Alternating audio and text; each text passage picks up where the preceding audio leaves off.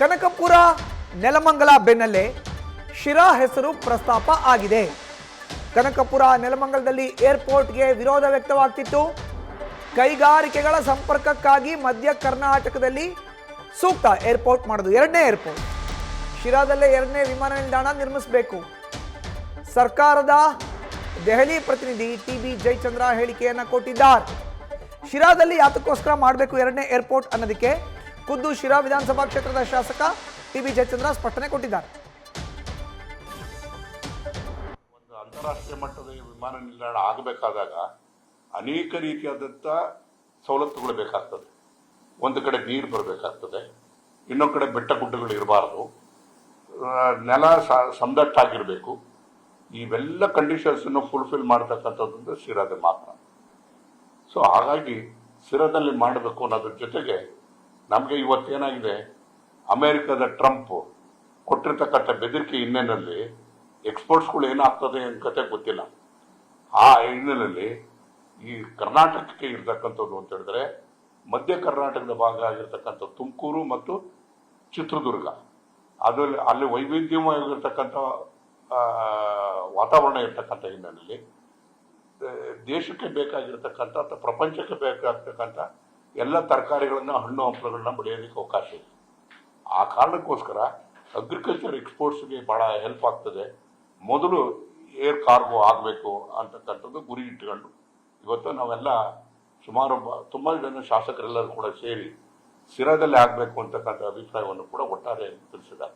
General perception ಏನಿದೆ ಅಂತ ಹೇಳಿದ್ರೆ ಅದು ಬೆಂಗಳೂರಿನ ನಾಗರಿಕರಿಗೆ ಮಾತ್ರ ಸಹಾಯ ಆಗಬೇಕು ಅಂತಕ್ಕಂಥ ದೃಷ್ಟಿ ಇದೆ. ಬೆಂಗಳೂರಿನವರು ಎಲ್ಲಿ ಹೊರಗಡೆಗೆ ಬರ್ತಾರಾ ಅಂತಕ್ಕಂಥ ಪ್ರಶ್ನೆಗಳನ್ನ ಹಾಕ್ತಾರೆ. ಇಲ್ಲಿ ಇವತ್ತು ನೆಲಮಂಗಲದಿಂದ ಬೆಂಗಳೂರಿಗೆ ಬರಬೇಕಾದಾಗ 1 ಅವರ್ 1.5 ಗಂಟೆ ಆಗ್ತದೆ. ಅದೇ ನೀವು ಈ ರಸ್ತೆ ಆದಮೇಲೆ ಶಿರಾ ಟು ಬೆಂಗಳೂರು 1 ಅವರ್ ಆಗ್ತದೆ. ಸೊ ಹಾಗಾಗಿ ಯಾವುದೇ ರೀತಿಯಲ್ಲೂ ಟ್ರಾಫಿಕ್ ಕಂಜೆಷನ್ ಇಲ್ಲ, ಇನ್ನೊಂದು ಆದಮೇಲೆ ತೊಂದರೆ ಆಗದೆ ಇರ್ತಕ್ಕಂಥ ರೀತಿಯಲ್ಲಿ ಇರ್ತದೆ. ಸೂಕ್ತವಾದಂಥ ಜಾಗ ಶಿರಾ ಆಗ್ತದೆ. ಅದಕ್ಕೆ ನಾವು ಯಾವ ಹಿನ್ನೆಲೆಯಲ್ಲಿ ಶಿರಾದಲ್ಲಿ ಮಾಡಬೇಕು ಅಂತಕ್ಕಂಥದ್ದನ್ನು ಕೂಡ ಈಗಾಗಲೇ ಮನವಿಯನ್ನು ಕೊಟ್ಟಿದ್ದೀವಿ, ಎಕ್ಸ್ಪ್ಲೈನ್ ಮಾಡಿ ಕೂಡ ಮಾಡಿದ್ದೀವಿ. ಅಧಿಕಾರಿಗಳೆಲ್ಲರ ಗಮನಕ್ಕೂ ಕೂಡ ತಂದು ಹೆಚ್ಚಿನ ಮಾಹಿತಿ ನೀಡಿದರೆ ನಮ್ಮ ಪ್ರತಿನಿಧಿ ಹರೀಶ್ ನೇರ ಸಂಪರ್ಕಕ್ಕೆ ಜಾಯ್ನ್ ಆಗಿದ್ದಾರೆ. ಹರೀಶ್, ಟಿ.ಬಿ. ಜಯಚಂದ್ರ ಅವರು ಹೇಳಿರುವಂತಹ ಮಾತುಗಳನ್ನ ಕೇಳ್ತಾ ಇದ್ವಿ. ಶಿರಾದಲ್ಲಿ ಏರ್ಪೋರ್ಟ್ ನಿರ್ಮಾಣಕ್ಕೆ ಬೇಕಾಗಿರೋ ಅಂತ ಪ್ರತಿಕೂಲವಾದಂಥ ವಾತಾವರಣ ಇದೆ ಅನ್ನೋದನ್ನ ಅವ್ರು ಎಕ್ಸ್ಪ್ಲೈನ್ ಮಾಡ್ತಾ ಇದ್ರು. ಇತ್ತ ಕನಕಪುರನೂ ಬೇಡ, ಅತ್ತ ನೆಲಮಂಗಲನೂ ಬೇಡ ಅನ್ನೋ ಒಂದು ಮಾಹಿತಿ.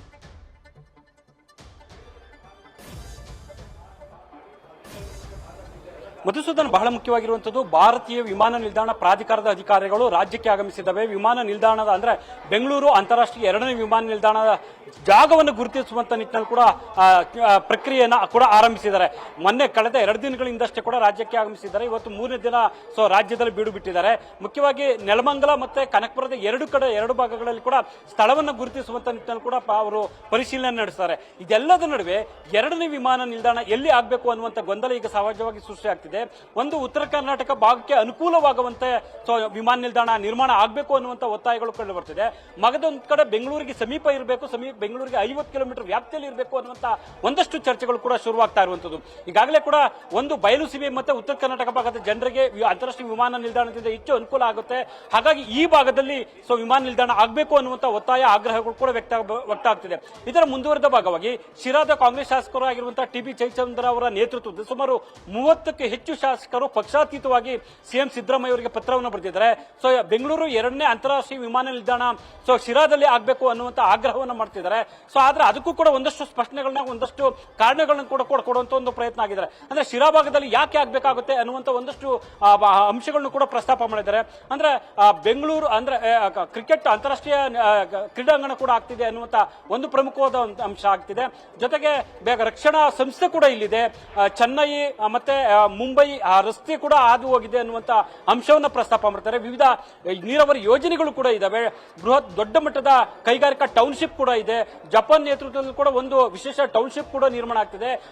ಇದು ಜೊತೆಗೆ ಬೆಂಗಳೂರಿನ ವಾಹನ ದಟ್ಟಣೆ ಕೂಡ ಕಡಿಮೆ ಆಗುತ್ತೆ ಶಿರಾ ಭಾಗದಲ್ಲಿ ಆಗಿದ್ದೆ ಆದಲ್ಲಿ ಅನ್ನುವಂಥ ಕೂಡ ಅವರು ಪ್ರಮುಖವಾಗಿ ಪತ್ರದಲ್ಲಿ ಉಲ್ಲೇಖ ಮಾಡಿರುವಂತದ್ದು. ಮಗದೊಂದು ಕಡೆ ಕೈಗಾರಿಕಾ ಸಚಿವರಾಗಿರುವಂತಹ ಸಚಿವರು ಹೇಳ್ತಾ ಇರುವಂತದ್ದು. ಇಲ್ಲಿ ಯಾವುದೇ ಕಾರಣಕ್ಕೂ ಕೂಡ ಎಂ ಬಿ ಪಾಟೀಲ್ ಅವರು ಹೇಳ್ತಿರುವಂತದ್ದು ಬಂಡವಾಳ ಬಂಡವಾಳ ಹೂಡುವಂತವರು ಪ್ರಮುಖವಾಗಿ ಆದಾಯ ಬರುವಂತದನ್ನ ನೋಡ್ತಾರೆ. ಬೆಂಗಳೂರಿಗೆ 2ನೇ ವಿಮಾನ ನಿಲ್ದಾಣ ಆಗಿರುವಂತದ್ದು ಬೆಂಗಳೂರಿಗೆ ವ್ಯಾಪ್ತಿಯಲ್ಲಿ ಬರಬೇಕಾಗುತ್ತೆ. ಹಾಗಾಗಿ ಆ ಭಾಗಕ್ಕೆ ನಾವು ತೆಗೆದುಕೊಂಡಿದ್ದೆ ಹೋಗಿದ್ದಲ್ಲಿ ಯಾರು ಕೂಡ ಬಂಡವಾಳ ಹಾಕೋಕೆ ಮುಂದೆ ಬರೋದಿಲ್ಲ ಅನ್ನುವಂತ ತಾಂತ್ರಿಕ ಅಂಶವನ್ನು ಕೊಡುವಂತ ಒಂದು ಪ್ರಯತ್ನ ಮಾಡ್ತಿದ್ದಾರೆ. ಇದೆಲ್ಲದರ ನಡುವೆ ಕೂಡ ಕೇಂದ್ರದಲ್ಲಿ ನಿಲ್ದಾಣ ಪ್ರಾಧಿಕಾರದ ಅಧಿಕಾರಿಗಳು ಬಂದಿದ್ದಾರೆ. ಆದರೆ ಯಾವ ಸ್ಥಳ ಅನ್ನುವಂತ ಗುರುತಿಸುವಂತ ಪ್ರಕ್ರಿಯೆ ಆರಂಭ ಆಗಿದೆ. ಈ ಹಿನ್ನೆಲೆಯಲ್ಲಿ ಕೂಡ ಈಗ ಪತ್ರ ಬರೆದಿರುವಂತದ್ದು ಕೂಡ ಸಾಕಷ್ಟು ಕುತೂಹಲ ಕೆಡೆ ಮಾಡಿಕೊಟ್ಟಿದೆ. ಆದ್ರೆ ಅಂತಿಮವಾಗಿ ಈ ಒಂದು ವಿಚಾರಕ್ಕೆ ಸಂಬಂಧಪಟ್ಟಂಗೆ ಸಿಎಂ ಸಿದ್ದರಾಮಯ್ಯವರು ಕೇಂದ್ರಕ್ಕೆ ಯಾವ ರೀತಿಯಲ್ಲಿ ಕೂಡ ಮನವಿಯನ್ನು ಮಾಡ್ತಾರೆ ಅಥವಾ ಈಗಾಗಲೇ ಸಲ್ಲಿಸಿರುವಂತ ನಿಟ್ಟಿನಲ್ಲಿ ಅದಕ್ಕಷ್ಟೇ ಪ್ರಕ್ರಿಯೆಗೆ ಸೀಮಿತ ಆಗ್ತಾರೋ ಅನ್ನುವಂಥದ್ದು ಕುತೂಹಲ ಮೂಡಿಸಿದೆ.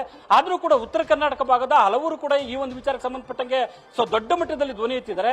ಹಾಗಾಗಿ ಬೆಂಗಳೂರು 2ನೇ ಅಂತಾರಾಷ್ಟ್ರೀಯ ವಿಮಾನ ನಿಲ್ದಾಣ ಜಾಗದ ವಿಚಾರವಾಗಿ ಒಂದಷ್ಟು ಗೊಂದಲಗಳಾಗಿದ್ದಾವೆ. ಅಂತಿಮವಾಗಿ ಯಾವ ತೀರ್ಮಾನವನ್ನು ಕೂಡ ಕೈಗೊಳ್ತಾರೆ ಅನ್ನುವಂಥದ್ದು ಕುತೂಹಲ ಕೆಡೆ ಮಾಡಿಕೊಟ್ಟಿರುವಂಥದ್ದು. ಮಧುಸೂದನ್, ಧನ್ಯವಾದ. ಹರೀಶ್, ನಿಮ್ಮ ಮಾಹಿತಿಗೆ. ನ್ಯೂಸ್ ಫಸ್ಟ್ ನಿರ್ಭೀತಿಯಿಂದ ನಿಮ್ಮ ಪರವಾಗಿ.